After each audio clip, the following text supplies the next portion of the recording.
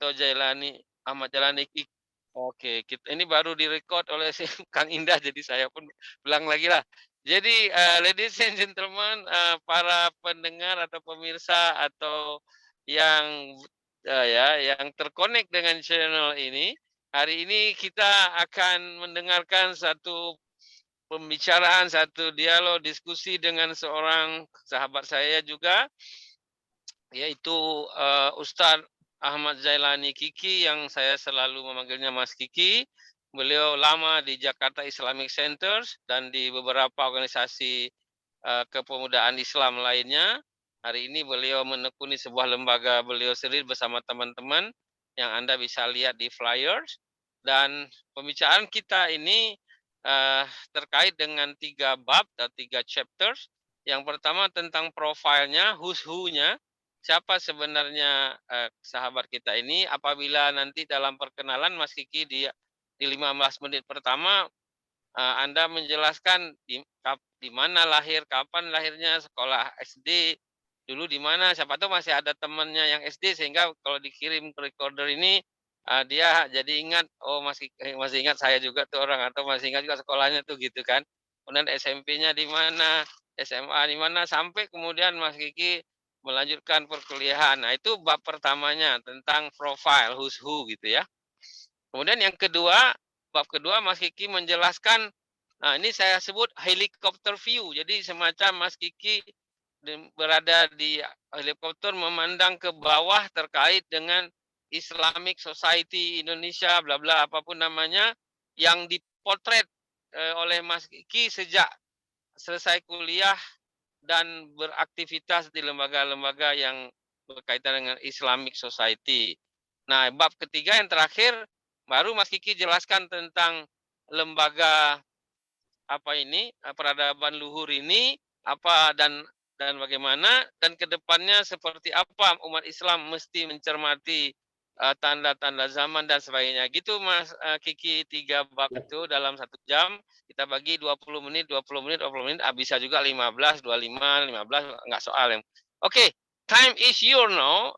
Waktu untuk Mas Kiki sekarang, tapi sorry kalau nanti saya nyelutut atau interupsi, just only for to menggali ataupun mengeksplor, mungkin ada yang kelewat yang perlu saya tanya untuk lebih dijelas pada pendengar yang mungkin tidak terlalu familiar dengan hal itu, sehingga dengan meminta dijelaskan lanjut jadi lebih clear. Oke, silakan. Ya, langsung saya, Prof. Ya, assalamualaikum. Yes. Assalamualaikum warahmatullahi wabarakatuh. Baik. Tentang saya sendiri sekarang sudah tidak lagi di. Bukan itu mulainya, Mas Kiki ini di mana lahirnya, kapan lahirnya, SD-nya di mana, ada TK dulu apa belum? Oke, silakan. Lahir di Selipi, Prof. dan kawan-kawan. Saya lahir Selipi, Jakarta. Kalau mau sebut tanggal bulan, kita akan kirim kado nanti, paling enggak ketoprak apa gitulah. Selipi, Jakarta Barat. 1 Agustus 1975, sudah 47 tahun lalu. Kalau tahun ini ya. Masih muda ya rupanya, Masya Allah. Apa udah tua nih, Prof? Jenggot putih bukan. udah. Enggak, masalahnya bukan itunya. Saya lihat you punya wife mengawasi nih, umur 47 nih masih. Oke, silakan. Baik, itu pendidikan SD di KS Tubun, kemudian pindah ke KS Tubun. Berarti ente ini orang dekat Betel nih, dekat Habib Rizik nih. Ya, Gang Ori, Prof. Di Gang Ori. Tamburan, SDN-nya di KS Tubun, dekat Museum Tekstil, nempel itu ya dengan Museum Tekstil Tanah Abang. Dan pindah ke Koja Utara, Bapak karena pindah di sini. Dari Priuk, lulus SD, saya ke Yogyakarta di Madrasah Mualimin selama 6 tahun di Yogyakarta, lulus masuk YIN Jakarta, Ciputat. Sampai lulus. Bukan lulus SD, lulus SMA, Anda ke Jogja gitu? Lulus SD saya ke Jogja. Jadi SMP-nya Anda boardingnya di Jogja? Nah, boardingnya di Madrasah Mualimin di Jogja, di Petangkuan. Di mana itu ya? Di Wirobrajan. Wirobrajan. Itu sampai dengan sanawiyah atau langsung aliyah di sana? Dari sejak lulus SD, SMP sampai lulus Aliyah 6 tahun. Oh, selepas itu Ya, baru? baru ke Ciputat YN. Oh, jadi bukan ke Sunan Kalijaga malah di Jogja. Kenapa nggak Sunan Kalijaga? Karena di Sunan Kalijaga kawan semua, saya udah males ketemu teman-teman itu Oh aja. ya, lu lagi gitu ya. Iya dong, kita harus Enggak, mencari lagi sesuatu pula baru. biasanya kalau anak laki, ibunya Mas Kiki ya jangan udah lama banget lu jauh dari pulang, pulang kayak gitu kan Itu malah saya biasanya. jarang pulang, Prof. Jadi saya malah di Ciputat ngekos. Saya malah Iya, senang tinggal iya. bersama keluarga gitu ya untuk hidup Apa di program studi yang Mas Kiki ambil di UIN waktu itu masih IAIN ya? iya, YN Ya Syarif. IAIN Syarif Hidayatullah. Ya, Ah, ngambil Fakultas Syariah jurusan pengadilan oh. agama, kemudian berubah jadi SAS Al-Saksiyah, lulus, Hmm. lalu kemudian ngambil S2 UHAMKA, manajemen keuangan Mhm. perbankan, tapi kemudian masuk ke dunia kampus jadi dosen. Di Eh, mana UHAMKA dan waktu itu masih Prof Suyatno rektornya yang baru meninggal atau apa ya? dulu rektornya saya. Bukan, Prof Suyatno bukan rektor, maksudnya dia pernah direktur Pasca Sarjana, baru Oh kemudian iya, dia jadi rektor. Oke, terus nah saya Anda ngambil ngajar di magister di Sekolah Tinggi Manajemen Industri Indonesia (STMII). STMII. Waktu itu kan dia ada di Kenari dan ada di Jalan Salemba apa Ya ya? Itu ya? betul, saya ngajar Ya. sebagai dosen Nah. pemasaran, etika bisnis. Ya, Wow, karena keren itulah. ini. Tapi ya sudah saya ngurusin juga untuk bisa ngajar, dapat sertifikat ngajar sebagai dosen. Tapi saya sudah Mhm. diterima di Jakarta Student Center, itu Hmm. lembaga punya Pemprov DKI untuk mengurusi pengkajiannya gitu. Jadi Itu udah yang periodenya Kiai itu apa sebelumnya? Saya lupa ya. yang mana tuh? Yang ketua Jakarta Islamic Center kan. Oh, Pak Jelani itu Oh, jadi Mayor Jenderal. sebelum Pak Kiai yang punya sekolah-sekolah itu ya, Pak Kiai apa namanya yang bersama kita ke Malaysia tuh? Pak Kiai apa? Yang ke Malaysia bersama kita ke Wahyudin. Apa siapa? Yang itu, yang Islamic Center yang kepalanya waktu itu yang kita ke Johor yang eh, beliau ini bareng waktu kita pergi nggak bareng beliau ya, beliau lain lagi rombongan dengan saya Beda, rupanya. beda lagi ya. Itu loh yang punya yang tim sukses Pak Jokowi waktu itu, gubernur. Oh, Pak Sodri, Pak Sodri. Sodri Kiai Haji beliau masih ada apa enggak sih? Sudah tidak menjabat lagi, sudah Enggak, tapi pensiun, masih masih sehat ya? masih. Jadi gitu, Oke. Pak. Baik, kita sudah mengenal sekarang Mas Hmm, Kiki. Ini saya sendiri sudah berteman lama, tapi saya nggak tahu kalau dia orang Betawi, Selipi lahirnya. Jadi rupanya di Jogja, sama-sama kan saya pernah di Jogja. Dan sekarang beliau menjelaskan tadi lama berkiprah di dunia kampus dan di Jakarta Islamic Center. Jadi siapa itu Ahmad Jailani Kiki kita sudah dengar. Sekarang kita masuk ke bab 2, bagaimana seorang Ahmad Jailani Kiki melihat Islam dan perkembangan yang beliau alami atau pantau atau ketahui dari sejak selesai kuliah sampai dengan beliau di Islamic Center. Silakan Mas ya, Kiki bab Prof. 2. Terima kasih tentang Islam ya. Bagi saya Apa fenomena umat Islam di Indonesia atau ente mau fokus Jakarta? Masalahnya gini, ada orang bangga karena 7 juta umat Islam berkumpul di di Monas, enggak ada satupun negara yang sholatnya 7 juta orang lebih dari haji segala macam. Tapi tak ada satupun follow up yang sifatnya bisa membuat mereka berbicara secara pejabat negara jadi anggota ada anggota DPR dan arti mereka ini membuat satu partai yang bisa menyuarakan apa yang ingin dia suarakan secara konstitusional. Tiba-tiba yang muncul malah PSI, Partai Solidaritas Indonesia. Ini kok kumpul, tapi cuma kayak buih aja. Macam mana Mas Kiki? Mungkin ya, silakan didiskusi sedikit ya. ya ini kan seperti Sayyidina Ali karamallahu wajha yang menyatakan al-haqqu bila dizomin yaklibul batil bizomin ya. Kebenaran walaupun itu benar, tapi kalau nggak di-manage ya, dikelola dengan Iya, bagus, akan dikalahkan dengan kebatilan.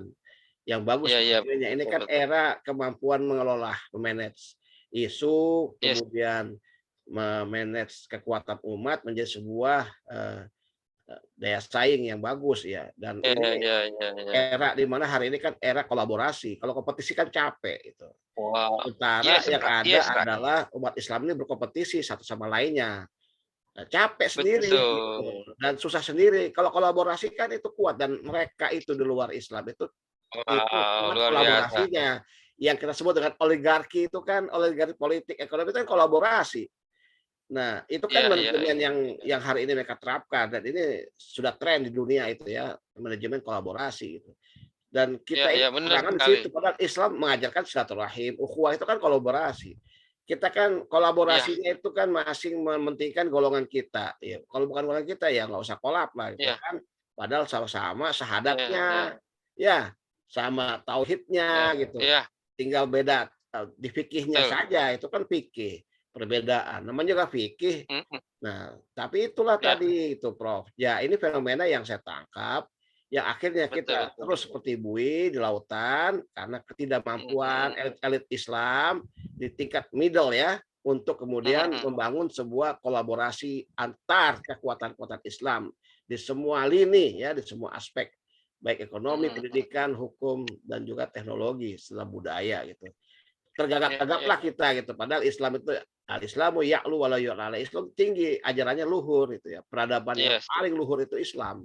Karena Iya, di betul, saat betul. Islam lahir itu yang namanya, kemudian, perbudakan segala macam itu sesuatu yang biasa oleh Islam dihapus karena memang Islam menjunjung tinggi kemanusiaan. Bayangkan ketika Eropa masih memperbudak orang gitu kan, Islam sudah lebih Mhm, jauh itu membebaskan budak.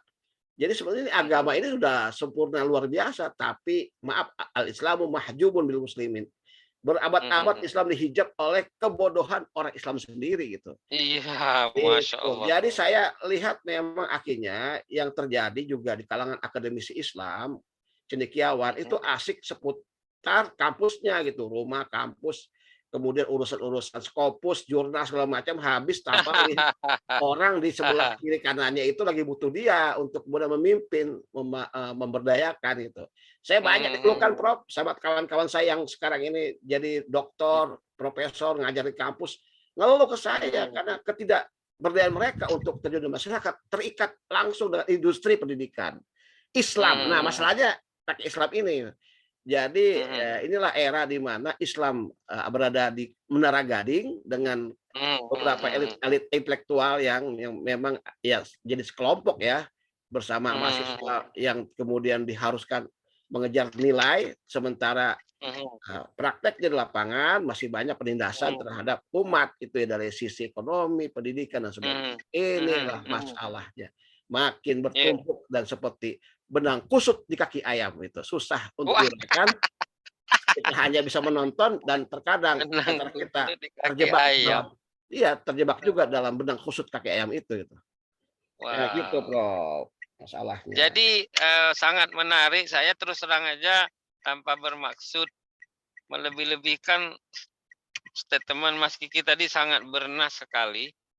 Eee, Bagaimana kita ini sebagai umat yang ini kok tiba-tiba lebih lebih suka ngadu-ngadu jangkrik dengan berbagai pihak, baik pemerintah maupun yang lain-lain. Kenapa kok Ya, nggak berkolaborasi dengan cara-cara yang cerdas gitu, Mas Kiki ya? ya urusan wayang aja bisa berabad-abad ini.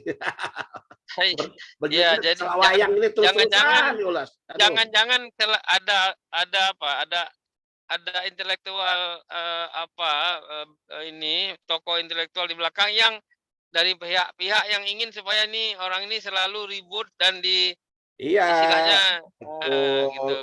Jadi penguasaan SDM, SDA mereka ngambil, masalah Iya, kebutuhan jadi modal. kita ini yang istilahnya mayoritas di negara ini dan kitalah yang mestinya menjadi rahmatan lil alamin kok malah selalu aja di apa, dibentrok-bentrok. Ini kenapa kok nggak ada yang cerdas muncul untuk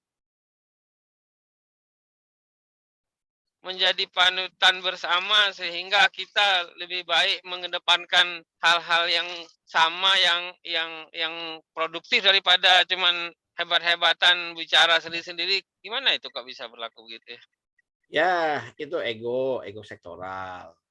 Ya itu loh. Keberagamaannya lebih menampilkan keberagaman yang fikih ya. Fikih itu pemahaman Nah. dia di depan, akhlak di dapur, kan kebalik. Harusnya akhlak itu di Itu ya. depan, etalase. Jadi orang kan nggak mau peduli loh, mau sholatnya berapa Wah, kali saya sehari, dapat yang penting istilah baru akhlaknya. nih. Coba ulang tadi apa yang di dapur akhlak tadi, apa Ya, itu? akhlak di dapur, masalah fikihnya di depan gitu loh. Oh, Ya fikih ribut di masalah depan, akhlak di wayang, dapur. ya ribut masalah Mhm, wayang dengan mhm. perdebatan-perdebatan yang sebenarnya nggak perlu gitu kan. Akhirnya banyak ke Iya, sana iya. perhatiannya, akhlaknya nggak ada gitu, adabnya nggak kedepankan gitu. Benar, benar, Akhirnya benar, itu benar, yang benar. jadi fenomena gitu. Akhlak sekarang tuh di dapur, yang nampil Oke, tuh masalah fikih ya. selama Mas Kiki di Islamic Center dulu, apa yang pernah dikaji, siapa yang pernah diundang tokoh-tokoh dalam luar negeri barangkali yang, waktu itu Mas Kiki mungkin selalu menjadi orang yang mengatur aja acara dengan teman-teman lain, apa yang masih teringat atau ya sesuatu yang sangat baik tapi kemudian kok nggak ada yang meneruskan, sehingga ada orang mungkin ingin meneruskannya atau apa yang, seharusnya sekarang menjadi, concern juga oleh pengurus baru atau siapapun dia nanti, bagaimana tuh Mas Kiki? Iya, masalah literasi, Prof. Literasi kita ini kan rendah. Kalau literasi ya Oke, Mas Kiki untuk sebentar, ya, karena Anda bilang literasi langsung saya sambut dulu karena saya kalau pas nggak saya sambut nanti saya lupa. Besok tanggal 25 ya Kang Indah, kita ada mengundang salah satu pimpinan Perpustakaan Nasional berbicara tentang literasi Indonesia di era disruption. Jadi Mas Kiki, kalau bisa bergabung sangat bagus. Kang Indah ya tolong boleh boleh boleh. di-share ke Mas Kiki flyer dan Zoom link dan juga ke Alia dan Ainul dan boleh ngundang yang lain-lain teman-teman Anda semua karena itu kapasitasnya sampai 300 orang boleh saja. Silakan. Jadi literasi lanjut. Ya, jadi kan saya nih sering diundang untuk masalah literasi ya. Di Kemenak Pusat saya Mhm. diundang narasumber sebagai pembicara untuk literasi masjid ya. Kemudian di beberapa ormas saya diundang untuk literasi Coba pesantren. Mas Kiki agak mengeksplor sedikit, what the meaning Ya, of literasi itu? iya, literasi kan kalau pengertian untuk yang lama itu kan literasi adalah kemampuan baca ya, membaca Mhm, aksara, mhm, tulisan itu. Sekarang mhm, ini kita ini sudah hampir 100%, ya mhm, 98 itu ya persen penduduk Indonesia tuh sudah melek aksara gitu ya, sudah bisa baca tulisan. Ya tiap hari baca mhm, WA, handphone kepegang semua gitu kan, hampir nggak ada orang nggak pegang handphone. Artinya tiap hari mereka membaca, tapi kan literasi ini bukan literasi pengertian UNESCO yang terakhir, di mhm, Deklarasi Praha. Yang terakhir kan literasi itu adalah UNESCO ya, di Deklarasi Praha, mhm, kemampuan untuk mencari informasi, memahami informasi, mhm, mengkritisi, mengevaluasi evaluasi dan memanfaatkan informasi gitu. Jadi mhm, keempat mhm, ini mencari informasi, memahami informasi, mengkritik informasi, mengevaluasi mhm, juga ya terhadap informasi mhm, dan memanfaatkan informasi. Mencari informasi aja malas bangsa kita ini. Urutan wow, 60 ya ke bawah wow, itu tentang iya, literasi sesuai dengan Deklarasi Praha UNESCO gitu. Untuk mencari iya, informasi iya, malas. Ya ketika dapat mmm, dapat, informasi di medsosnya, di WA-nya, dia nggak mikir-mikir, dia repost lagi, padahal itu belum tentu benar, gitu. Nah, ini kan jadi mmm, sasaran orang-orang yang bekerja untuk mencari keuntungan melalui, kegiatan, iya, iya, iya, propaganda gitu ya, menyebarkan iya, semburan iya, kebohongan gitu, semburan dusta dalam iya, istilah, literasi itu. Nah, ini kan akhirnya iya, selalu ribut, di mana ributnya sih? Kalau kita lihat itu banyak yang juga, itu yang juga Gubernur Anies sering menyinggung soal literasi yang masih lemah iya, dan bagaimana ini memang gitu. ada kelompok orang yang bekerja untuk kepentingan politik tertentu dengan memanfaatkan rendahnya literasi bangsa ini. Jadi peperangan kita ini sekarang peperangan di literasi gitu loh, Prof. Iya, iya, Nah, iya, yang iya, paling iya, banyak iya. kasusnya apa? Saya melaporkan, melapor ini, melapor itu, Mmm. di mana, Oh, oh, tempat ajang perangnya? Di media heeh, yang namanya Twitter. Twitter heeh, itu tempat orang mencari musuh dan mencari momentum, mmm, menunggu adanya kesempatan lawan untuk me men-tweet memposting yang bisa Oh. dipidanakan gitu loh. Ini kan Oh. padahal itu kan namanya Twitter itu media sosial dengan keterbatasan paragraf. Tidak bisa kita menumpahkan segalanya di Twitter. Dan ini Iya iya masalahnya iya. masyarakat kita menganggap media sosial sebagai media jurnalistik, padahal bukan. Ini media Iya iya sosial iya. itu media masyarakat. Kalau saya Iya sebut iya. dengan istilah sampah peradaban itu. Iya Karena iya apa? iya Semua iya. orang bisa menumpahkan unek-uneknya, kebenciannya, ketidaksukaannya Ah di media sosial tanpa mengindahkan ya pakem-pakem prinsip-prinsip Hmm. jurnalistik.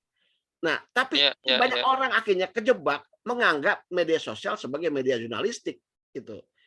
Nah, ketika media Hmm. sosial dianggap sebagai media jurnalistik tanpa mau meng-cross check lagi postingan, informasi, ini main aja repost atau dia merespon, akhirnya banyak yang kejerat pidana itu di media sosial kan, bukan di media online.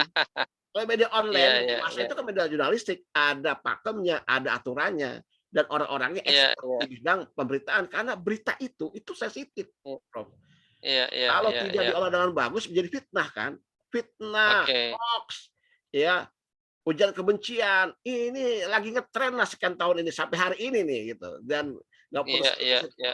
capek itu polisi ngurusin masalah pelaporan-pelaporan. Yang yang Jadi akhirnya begini Prof, ini pelakunya itu ya. bukan orang orang bodoh, orang-orang pinter. Heeh Mereka heeh orang pinter yang dendam dengan urusan apapun ya, itu tertumpahkan di heeh. Twitter yang hanya sekian paragraf gitu. Gimana orang bisa utuh Iya gitu, iya. tapi dianggap Iya sebagai iya media iya. jurnalistik, ya sudahlah, akhirnya begini gitu. Nah, ini Nah, masalah ketidakmampuan menggunakan literasi yang tepat. ya karena rendah literasi dan ini bahaya Prof kalau tidak Oke, diedukasi dengan bagus. rendahnya budaya literasi, kita koma dulu di situ. Mhm. Saya mau beri kesempatan untuk Alia maupun, Ainul kalau ada mau nanya atau mau tambah sharing silakan, saya undang kalian. Kalau bilang belum ada, jawab belum Nah, ada, kalau ada silahkan ngomong, ya jangan diam. Coba silakan, siapa Gini duluan nih? Prof, mungkin saya tambahkan Oke, Prof.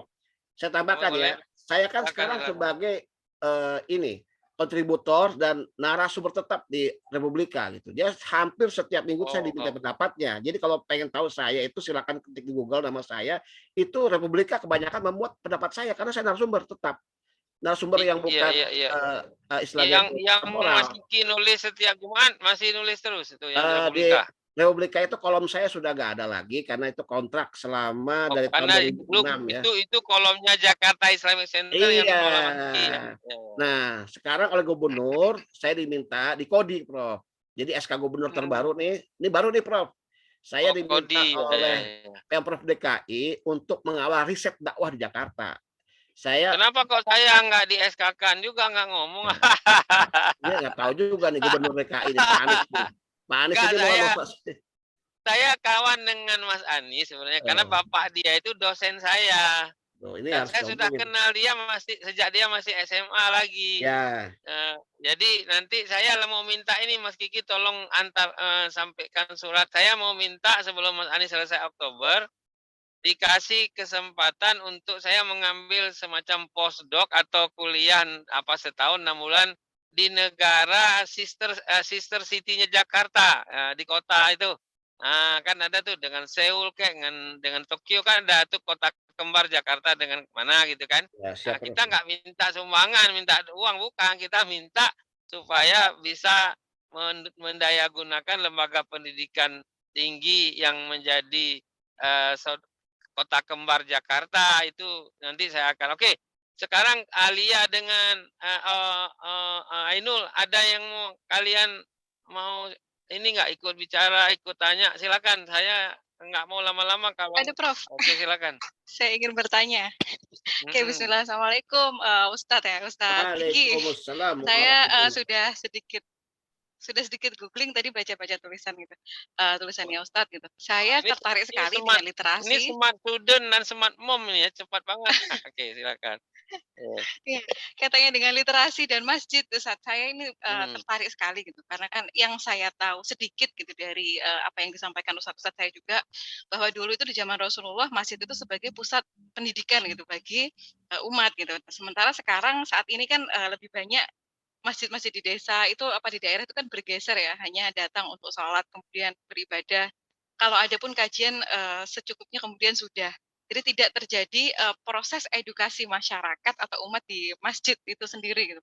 Nah ini saya mengaitkan juga dengan riset saya terkait dengan community learning center. Saya ke depannya ingin, menggunakan atau mengoptimalkan masjid-masjid itu sebagai pusat, pembelajaran bagi masyarakat gitu. Jadi supaya, masjid itu benar-benar hidup sebagai masjid, ketika zaman Rasulullah dulu. Nah mungkin, yang awal yang paling basic bisa terkait dengan literasi, karena literasi ini saya yakin sebagai dasar gitu, dasar bagi, manusia sebagai pembelajar gitu ya, Ustadz. Mohon sharing-nya, masukannya dan, semuanya Ustadz, terima kasih. Ya, baik. Oke, sebelum Ya. Mas Kiki jawab, saya menanya pada pada Mbak Alia atau Bu Alia mau menggunakan kesempatan tanya sekarang silakan karena kita nanti pada sesi ketiga Mas Kiki akan bicara tentang lembaga yang baru. Kalau ini terkait yang tadi disampaikan sebelumnya. Ada Mbak Alia mau ikut bicara atau bertanya? Tolong jawab. Halo. Ya, halo. Jangan-jangan dia tidak di stasiun, cuman masih hidup kamera itu saja. Oke, kalau gitu lanjut saja Mas Kiki menjawab Mbak Ainul tadi. Silakan. Ya, masjid itu saya pernah riset tentang masjid perkantoran ya dengan pembimbingnya Profesor Dr. Azumul Azra karena kita lihat masjid perkantoran ini tempat di mana waktu yang saya riset itu sering diadakan atau dijadikan media untuk memprovokasi umat itu zaman waktu itu ya. Jadi saya riset ke masjid perkantoran itu ya yang ada di Bank Indonesia, yang ada di BEJ, Bursa Efek ya, di Telkom, di daerah Sudirman Tamrin dan sekitarnya itu riset bagaimana khotib menyampaikan khotbahnya berdasarkan literasi yang kuat gitu loh. Bukan karena emosinya, bukan karena egonya gitu, bukan karena kepentingannya. Jadi itu, Mbak Kiki, Mas Kiki nanti lanjut terus. Saya mau mendalami sedikit.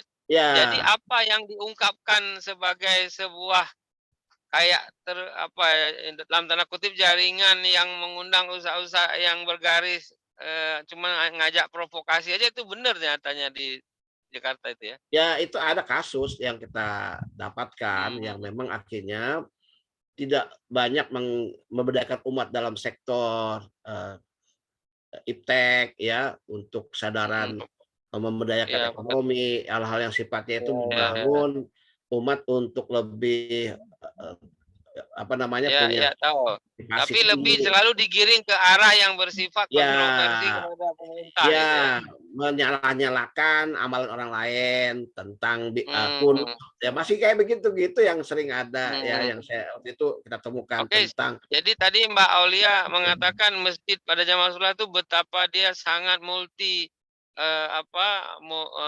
talent lah kalau gimana itu tadi Ya, harusnya kan begitu masjid sebagai tempat yang memang menjadi tempat umat melakukan banyak tercerahkan ya. Center, betul-betul Islamic Center, pusat Islam gitu. Ya, itu kan masjid zaman Rasulullah secara fisik kan bukan masjid yang mewah. Bahkan jauh dari kemewahan. Masjid Rasulullah kan coba tiangnya dari tiang korma, kemudian lantainya dari tanah pasir, atapnya yang gampang bocor. Rasulullah dan para sahabat sering kalau musim hujan itu sholat di genangan air. Coba bayangkan itu. Masjid seperti itu, tapi lihat imamnya siapa dulu dong. Jamaahnya siapa dulu dong. Ini kan kualitasnya bukan kualitas bangunannya, tapi kualitas jamaahnya yang dibina. Kalau ada satu orang yang nggak sholat, itu dicari-cari bener. Kemana sih pulang? Nggak pernah sholat berjamaah. Dan kalau terlambat itu malunya minta ampun kalau sahabat ada yang terlambat sholat. Itu kualitas manusianya yang diurusin. Sekarang kan tidak. Masjid bangun mewah, mewahnya, besar sebesar-besarnya, tapi jamaahnya seperti apa? Nggak diurusin. Saya pernah membuat sebuah tulisan tentang masjid riset. Masjid riset itu masjid yang memang memiliki database jamaah yang begitu komplit, yang komprehensif, sehingga apapun masalah jamaah itu mereka ketahuin gitu, siapa yang sakit, ada masalah apa, siapa yang sedang hutang. Ini Mas Kiki ini luar biasa ini. Kalau kampus bagus saya sih sayang itu duit bangun masjid terlalu banyak, kenapa nggak dialihkan buat ngurusin dan memperkuat ekonomi dan kekuatan daya tahan jamaahnya gitu dalam menghadapi kehidupan. Benar. Jadi Rasulullah Mas Kiki, begitu. saya hebat ini. Saya terus terang beyond ente ini beyond menjawabnya. Yang biasa disebut kampus research ini masjid research. Wah, Masjid keren. riset. Jadi pernah benar saya itu. buat begitu. Jadi masjid itu ada seperti data statistik yang update ya tentang kondisi jamaahnya dan jumlah Ya. jamaahnya gitu. Ini yang Ya. harus didahulukan, bukan bangunan Iya, fisik yang benar. ditata Jadi bagus. jadi Mbak Aulia, ini benar banget kata Mas Kiki. Saya kasih contoh di sekitar saya tinggal lah. Kita kalau atau sekitar Mbak Aulia, Mas Indah Gumilang semua boleh coba cek. Minta database dengan pengurus masjid tentang umat Islam yang ada di lingkungan Ya, wilayah masjid dia. Database pasti nggak ada itu apa kata-katanya ada? itu. Kagak ada. Kalau daftar sumbangan ada Mujaki. Iya, jadi tak ada database. Jadi misalnya satu keluarga jamaah itu berapa orang, anaknya ada anak tuh ahli di bidang apa, lulusan mana itu Nah, itu dia nggak ada database. itu Mas Kiki itu. Nah, itu. Nah, betul ya. Iya, Jadi kita akhirnya dianggap wal asr itu demi masa dan rugi itu di antara rugi itu amalus solihat itu tidak dilakukan dengan secara ilmu pengetahuan dan profesional gitu loh kan, betul ya? betul. Nah, ya. Jadi gitu Mbak Ya, Aulia. jadi Apalagi ada yang mau didalemin silakan. Jadi gitu Pak Prof dan Mbak Alia. Jadi saya rasa kita tuh terlalu fokus pada bangunan-bangunan masjid, memperindah masjid. Iya, bangunan. Memperindah benda mati, bukan memperbedah jamaah yang hidup itu. Bukan benda hidup yang diperindah. Jadi Pak Kiki, kalau saya disodorin proposal masjid renovasi, saya nggak pernah ngasih sumbangannya. Kenapa? Ini kalau uang namanya udah ketrak-ketrik ini udah naikkan lagi apa itu mercusuarnya entah apa-apa, ini urusannya kok cuma gedung aja, ini programnya mana kan gitu. Sepakat, Oke. Prof. Nah, Sepakat sekali. jadi saya nggak mau nyumbang itu kalau urusan gedung. Kenapa ini mau nambah menara atau apa-apaan sih?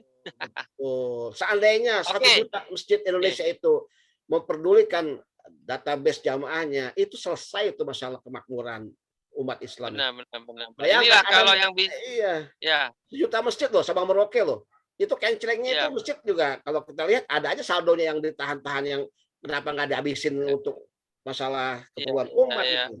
Oke, ini sebelum kita masuk bab 3 menyangkut yang lembaga baru Mas Kiki yang apa itu yang ini akhlak luhur nih, saya mau dapat komen terakhir dengan Mas Kiki terkait masjid. Sekarang kan ada surat edaran dari Menteri Agama tentang penertiban penggunaan toa, pengeras suara dan segala macam. Sebelum Mas Kiki menjawab, saya sendiri pribadi sangat sepakat dengan itu karena bukan dilarang azan, yang dilakukan adalah menertibkan cara azan dan jam yang sama sehingga jangan kemudian ruang publik itu dipakai sendiri, mau baca doa zikir aja pakai mikrofon itu apa coba? Apa urusan orang dengan doa dia? Masing-masing juga bisa doa, itu bukan malah agama Islam jadi rahmatan lil alamin, malah menjadi gangguan untuk orang lain. Bagaimana Mas Kiki memberi komentar ini? Yang baru-baru ini aja lah, baru 2 hari 3 hari apa keluarnya? Ya, kalau saya melihat azan itu adalah media atau enggak gini Mas Kiki, saya enggak membahas azan perlu apa enggak, karena di dalam apa yang enggak dilarang azan, yang mau ditertibkan supaya jangan ayah zuhur jam 12:05, dia 12:20 baru azan, ada apaan itu coba. Kemudian suaranya enggak jelas gitu. Jadi merapikan bukan melarang. Ya, iya saya cerita tentang pengalaman saya ngebina mualaf ya. Saya kan juga pembinaan mualaf ini. Jadi ada di mualaf yang saya bina itu dia masuk Islam karena setiap subuh dia pulang, dia dengar suara azan. Jadi azan ini adalah salah satu daripada sebuah ajaran Islam, panggilan untuk sholat yang merupakan cara Allah untuk memberikan hidayah. Ya, kalau maaf, saya potong dikit. Kalau soal azan apa dan apa orang terkesan azan itu udah confirm. Yang ini kan ceritanya artinya azan, semua azan dalam satu RW ada 5 masjid, 5 semuanya teriak semua dan suaranya pun nggak jelas, fales dan segala macam itu. Nah, itu dia dibenahin aja. Boleh azan. Ya, dibenahin azan. Itu masuk pembenahan, masalah pembenahannya memang harus. Kalau saya sih, kalau saatnya azan, waktu sholat masuk atau sholat sebagai tandanya sholat dengan Kalau azan. yang kemarin diedarkan oleh Kementerian Agama dan disambut baik oleh Dewan Masjid Indonesia, Pak Yusuf Kala dan kawan-kawan, itu adalah nanti ada teknologi di mana azannya sama suaranya di satu kawasan itu terkonek dengan masjid-masjid. Tidak perlu semua orang setiap masjid harus azan sendiri dengan suara yang nggak jelas, nggak pernah terlatih dengan baik, sehingga bukannya apa ya nyaman didengar, malah kadang-kadang anak kecil lah yang azan. Jadi benar-benar, cuman sayangnya di kalangan umat Islam kita yang agak di bawah ini, kadang-kadang majelis taklim pun pakai mikrofon juga. Ngapain orang lain harus dengar dia? Kan yang dengar tuh yang hadir di majelis taklim Nah, itu, itu dia, ngapain ganggu Prof. orang lain? Saya juga nggak suka Ya, itu ya. di tempat saya ini kan, saya lagi Zoom ini kan, tempat saya lagi Zoom ini kan juga kalau jam 12 siang, jelang zuhur itu ibu-ibu ya pakai senandung-senandung untuk Oke, memperdengarkan dulu pengajiannya. Itu juga mengganggu. saya dulu ingat betul almarhum Profesor Imaduddin Abdul Rahim, kita panggil Bang Iman, itu dia keselnya minta ampun itu yang, tapi mau bilang apa, nggak ada yang ngatur. Oke, sekarang kita masuk bab 3 terkait apa itu lembaga baru Mas Ahmad Zailani Kiki, apa yang menyebabkan Anda kemudian berpikir mendirikan itu, dan apa manfaatnya bagi ya mungkin umat Islam atau agama Islam ataupun komunitas Islam, dan ke depan seperti apa yang Anda ingin berkontribusi setidaknya dengan resource yang Allah titipkan lah. Silakan. Ya, baik. Ya, ini lembaga saya ya, Prof ya, Lembaga Yap. Peradaban Luhur. Kita ini ada 2 hal yang kita garap, itu tentang turos, tentang warisan para ulama yang sudah harus. Nah, sebentar dulu. Kalau kita menulis skripsi kan bab 1 ada latar belakang. Nah, gitu Oh kan. ya. Jadi apa itu latar belakang tiba-tiba lembaga ini dibesut atau diluncurkan. Kemudian apa manfaatnya lembaga peradaban luhur ini, dan bagaimana kalau orang-orang ingin berkontribusi atau berkolaborasi. Nah, kemudian apa program-programnya dan apa yang kontribusi yang akan bermanfaat dengan ada lembaga ini ke depan, gitu. Itu masih sekitar itu. Ya, baik. Yang terbelakangnya Latar belakang dulu. Ya, terbelakangnya bahwa ini kan waktu itu didirikan 2 tahun lalu sebab kita sudah berada di era 4.0, bahkan 4.5 ya. 5 era digital, era disruptif informasi, era big data, berlimpahnya data. Jadi orang kalau mau pinter tinggal download aja. Lihat di Mbah Google. Jadi sekarang ini guru itu diambil alih oleh Google, oleh Mbah Google. Jadi kalau ingin tahu apa aja kan udah ada tersedia. Berlimpah data, tapi tidak berlimpah akhlak karimah gitu. Orang pinter banyak, tapi berakhlak makin sedikit gitu. Yang ditangkap KPK kan orang-orang pada pinter semua itu. Kalau nggak pinter nggak mungkin bisa korupsi gitu kan. Dan yang terjadi adalah kemerosotan akhlak yang begitu sangat tajam, makin hari makin kritis dalam masalah akhlak gitu.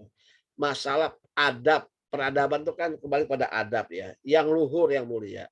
Orang gampang sekali kemudian bersikap nyinyir, padahal dia bergelar pendidikan tinggi, melakukan omongan yang kasar, tindakan yang merugikan banyak orang, padahal dia punya sederet aktivitas akademik, ya, kemampuan akademik yang bagus di bidangnya gitu ya. Tapi kenapa kok tidak berbanding lurus dengan adab dan perilaku gitu. Nah, ini yang kemudian kita ingin melihatnya pada spektrum atau pada ruang yang lebih besar, yaitu pada konteks kebangsaan dan bernegara gitu.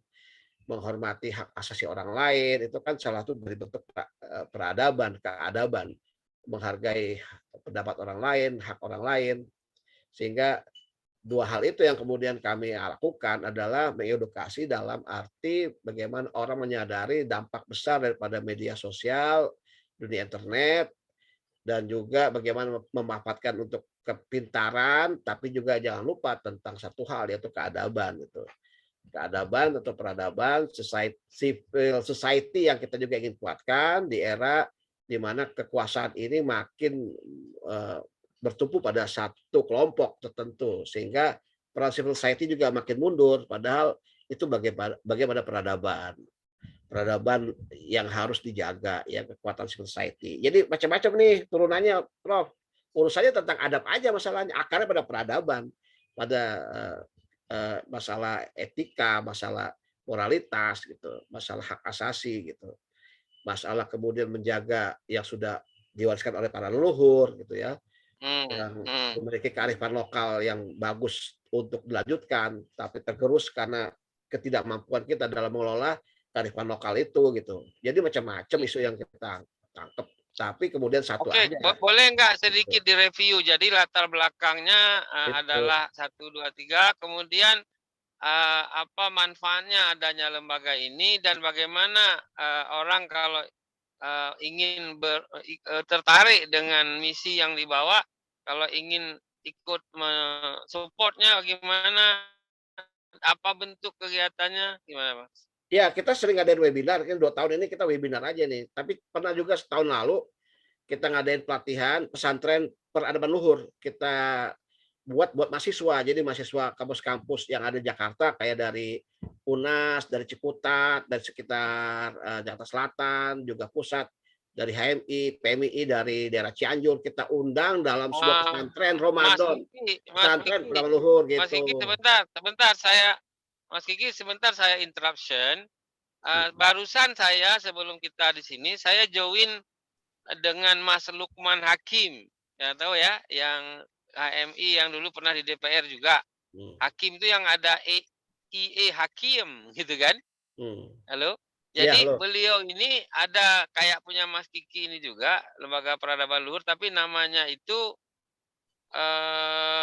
apa ya, semacam lembaga kajian yakin. Jadi yang mereka lakukan setiap seminggu 2 kali kalau nggak salah itu kajian subuhnya memang betul-betul mulai dari jam 5 sampai jam 7. Itu hari ini tadi itu mengangkat tokoh mantan Menteri Agama Syarifuddin Zuhri yang apa yang beliau lakukan dahulu dan apa hasil kontribusi beliau, dan sebelumnya lagi ada yang terkait dengan Lafran Pane. Jadi Mas Anies juga jadi narasumber, Mas Mahfud jadi gantian.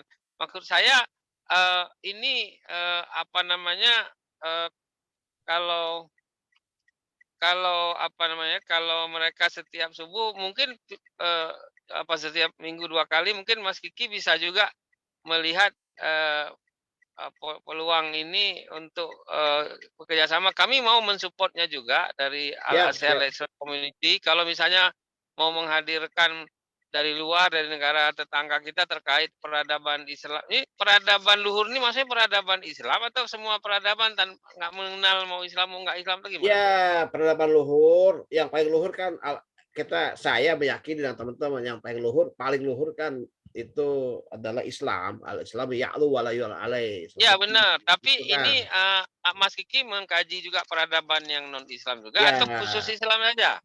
non Islam juga, mengkaji Oh ya, juga.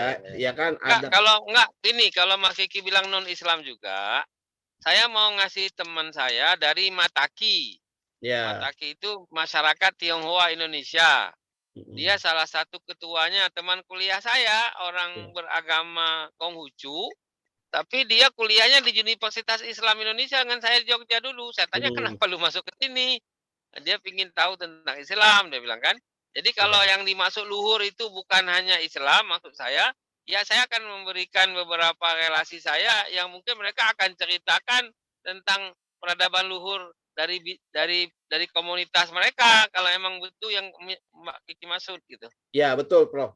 Itu jadi Hmm. kita leluhur bukan hanya Islam saja, walaupun ini Oke. menjadi salah satu sumber yang Ya. bagi kami paling utama adalah Karena Anda kan pribadi. bicaranya soal peradaban, bukan bicara Ya, soal agama gitu. dan juga peradaban lainnya yang Ya. memiliki keluhuran ya untuk kemanusiaan.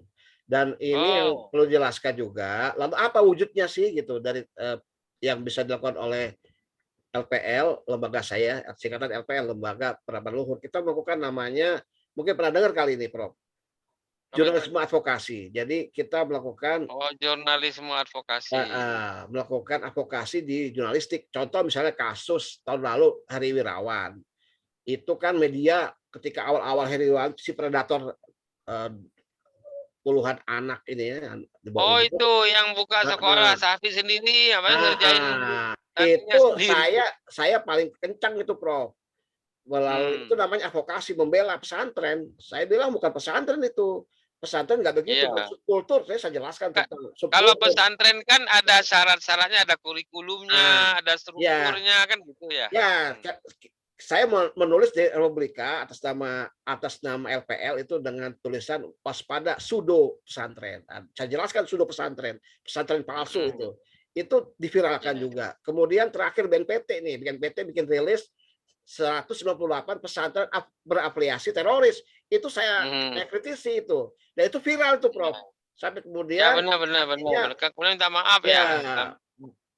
BNPT-nya. Mas Rafli minta maaf sebagai kepala BNPT. Itu kencang juga saya. Jadi kita ini sekarang karena banyak tapi orang. ada juga yang mengkontur sangat menyesalkan kenapa minta maaf. itu yang silakan aja kan kita demokrasi. Cuman kita harus kuat di situ di kemampuan melakukan jurnalisme advokasi. Nah, sebentar Mas, udah tahu nih jurnalisme advokasi karena Mas Kiki tadi peradaban, kita minta aja nanti dengan Mbak Aulia menghadirkan satu narasumber dari Kediri karena kita tahu Kediri ini kan banyak tokoh-tokoh peradaban karena dulu kan Kediri ini kan juga kerajaan ya. Mungkin Mbak Aulia hari ini bukan hanya berkenalan, bukan hanya tanya-tanya, tapi beri juga referensi ya ataupun network ke Mas Kiki ya dari wilayah Anda Jawa Timur dan nanti juga Mbak Alia juga. Coba komen dulu nih Mbak Ainul dan Mbak Alia ya. Coba Mbak Ainul komen dulu, bisa nggak menghadirkan satu tokoh tertentu yang terkait dengan peradaban Kadiri dan lainnya Mbak Ainul. Iya, Prof. Juga insya Allah nanti saya koordinasikan dengan Pak Asin. Dokter Asin ini yang lebih menguasai di Kediri ini. Ya, tapi sudah ada nomornya Mas Kiki belum? Mas Kiki tolong di share di chat box atau nomor emailnya juga. Kalau tertarik Mbak Alia, ya baik. Kalau tertarik dengan bentar, Mbak Alia tadi belum sempat ngomong pada sesi pertama yang Mbak Aulia sudah. Mbak Alia ada mau mau komen apa atau mau nanya apa atau mau sharing apa? Tadi kami panggil kasih kesempatan tapi mute. Sekarang apa mau digunakan 1-2 menit silakan Mbak Alia. Saya listener aja, Prof. Oke, baik. Oke, baik, silakan Mas Kiki tadi mau nambahkan apa? Ya, kalau ingin kita sama-sama beraksi kemudian melakukan kegiatan. Sebentar, kalau kita sama-sama mau aksi dan melakukan kegiatan kita koma sebentar, saya lupa bilang ke Kang Indah. Kang Indah ini kan backgroundnya Sundanis, jadi Kang Indah cari ya tokoh yang bisa menyampaikan peradaban luhur Sunda itu seperti apa sih? Nah, gitu ya Kang Mas Kiki ya? Iya, jadi setiap wilayah itu memiliki kearifan lokal yang memang kuat untuk memperkuat civil society, memperkuat masyarakat, daya tahan kualitasnya, moralitasnya, gitu. Contoh misalnya pengeling-eling di Sunda itu namanya pengeling-eling. Pengeling-eling itu seperti pengingat ya untuk orang. Ya, eling, mengingatkan. Ya, kalau bahasa Arabnya fazakir. Iya, pengeling-eling. Seperti misalnya saya senang itu dengan pengeling-eling Sinalogor dina Lubang Jarum ulah seret di Buana gitu. Kalau berada di luar. Apa itu Kang Indah artinya? Coba. Itu ada Sinalogor di Lubang Jarum ulah seret di Buana. Itu apa tuh? Nah, itu saya senang itu. Artinya. Yang orang Sunda nih paham ini. Dan itu kaya kita, Prof. Dengan itu. Nah, itu Kang Indah mau jawab tuh, Mas Kiki. Kang Indah mau jawab. Apa itu artinya Kang Indah? Jangan-jangan dia pesudu Sunda juga ini. Apa itu Kang Indah? Apa tadi di Lubang Jarum? Sinalogor dina Lubang Jarum ulah seret di Buana. Oh, jadi jangan longgar di Lubang Jarum, tapi ulah seret di Buana. Oh, jangan seret di bumi. di Buana. Buana Alam Raya ya. Oh. Alam Raya. Nah itu paling eling Ya, satu paling eling aja baru satu itu. Banyak lagi di Sunda. Itu luar biasa itu daya tahan orang Sunda itu kuat karena adanya pengeling-eling juga, daya tahan moralitasnya, motivasi hidupnya itu. Dan ini setiap wilayah punya pengeling-eling. Nah, itu apakah bukan ajaran kebaikan? Ajaran kebaikan. Apakah bukan peradaban yang luhur? Peradaban leluhur itu yang menjaga sehingga sampai hari ini orang Nusantara terutama memiliki kebijakan ya, memiliki daya tahan dalam melakukan atau beradaptasi dengan perubahan itu ya. Masih Oke, Mas Kiki, ada 5 menit terakhir. Anda boleh menyimpulkan atau mau memberikan sebuah himbauan atau mau mengajak siapapun, mangga. Ya, saya ingin mengajak kita semua berkolaborasi karena kalau saya sendiri kan lemah. Saya apa sih lembaga saya kalau sendirian? Berkolaborasi dalam menjaga peradaban luhur, para leluhur. Bentuk-bentuk kolaborasi yang diharapkan seperti apa? Misalnya kita memperkuat untuk kegiatan, tindakan melalui jurnalisme advokasi gitu ya. Saya kan punya jaringan media lumayan banyak ini, Prof. gitu. Bahkan saya diminta oleh banyak orang. Itu kalau orang mau mengakses, Anda punya kemana ya? Ada webnya kah atau kemana? Iya, saya punya web peradabanluhur.org.id ada. Tapi kan saya jaringan buat itu. Saya banyak nulis di media itu ya. Komentar-komentar saya dimuat di banyak media gitu. Kita bisa kumpul dengan teman-teman media mainstream ya, kayak Rubrika. Kita bisa tuh buat acara dengan Rubrika untuk kemudian memperkuat kemampuan kita di bidang jurnalisme advokasi. Karena harus dilakukan, Prof, untuk supaya orang itu tahu mana yang benar dan mana yang buruk dalam sebuah pemberitaan. Oke, sebelum Mas Kiki mengakhiri, tadi saya belum sempat mengundang Kang Indah yang mungkin ingin menggunakan 1-2 menit untuk bertanya atau ingin nambahin cucu DI atau apa. Kang Indah, apa yuk kena dicekap? Halo, Bro Indah. Iya, Pak. Ada mau nanya atau ingin apa? Coba sebelum Mas Kiki nanti closing remark, silakan. Enggak ada, Pak. Ada, pasti kayak tadi Mbak Alia, ente kan orang Sundanis. Coba sebut apa peradaban luhur orang Sunda itu kan kalau kemarin kan ada ribut-ribut di DPR bilang jangan pakai bahasa Sunda di sini. Ini kita ini kan kata si Arteria Dahlan kepada terus muncullah Mas Ridwan Kamil bilang orang Sunda itu silih asa, silih asu, silih asi. Jadi ini nah itu kan salah satu peradaban luhur ya Mas Kiki ya maksudnya itu. Kalau ada yang lagi ini, nggak Kang? Kalau yang Cikaracak Ninggang Batu daun-daun jadi dekop. Nah itu dia tuh. Apa itu? Kayak ini. Jadi kalau orang kita bilang Cikaracak itu air jatuh ke batu sedikit-sedikit netes, lama-lama batu itu akan jadi berlubang juga ya. Itu eling-eling ya Pak Kiki. Iya, coba kayak gini-gini tuh sekarang, yang seperti ini tuh hilang. Coba sekarang gini, saya mau nagih nih dengan Mbak Alia Fatmawati nih. Coba sebut satu kayak gitu Mbak Alia yang pernah Anda dengar. Pengeling-eling dari daerah sendiri apa ya? Yang eling-eling tadi yang pernah di Kerawang apa pernah kan masa guru nggak pasti ada dong. Nah, jadi apa Mbak Alia ada nggak satu ini misalnya berakit-rakit ke hulu berenang ke tepian itu sih mah. Aduh enggak.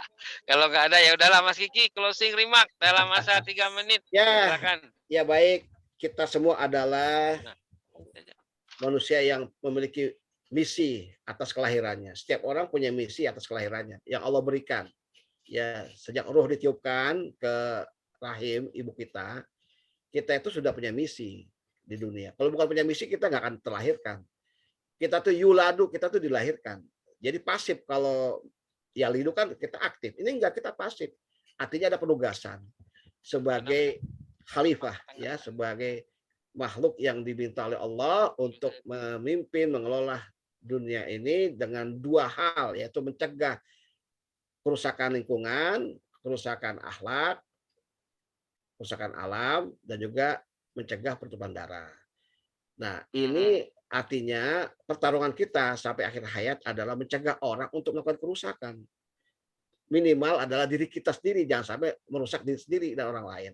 Dan itu kembali pada peradaban, kembali pada keadaban, kembali pada akhlak. Jadi sekarang ini janganlah banyak bicara teknologi, tinggal download aja kok sekarang teknologi. Mau cari informasi apapun, ilmu pengetahuan sudah berlimpah, sudah open source sekarang. Mau apa lagi coba? Yang masalahnya adalah dari dulu sejak Rasulullah turun, para nabi itu kan misinya adalah misi memperbaiki akhlak. Ya. Untuk kemuliaan akhlak manusia. Nah, itu saja. Dan kita teruskan misi ini.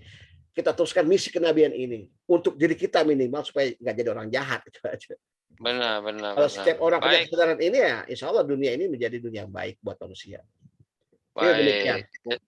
Baik. Jadi alhamdulillah kata dalam Islam juga kita belajar adab ya, belajar akhlak dan sebagainya. Jadi peradaban adalah kawannya akhlak itu. Terima kasih. Thank you very much for your sharing. And thank you very much for Alia dan juga I know untuk join dan Kang Indah juga. Kang Kiki, Mas Kiki begitu untuk sementara 1 jam sudah masuk jam 9 persis. Therefore, thank you very much for your sharing and join. Daun sirih, daun kayu, terima kasih. Thank you.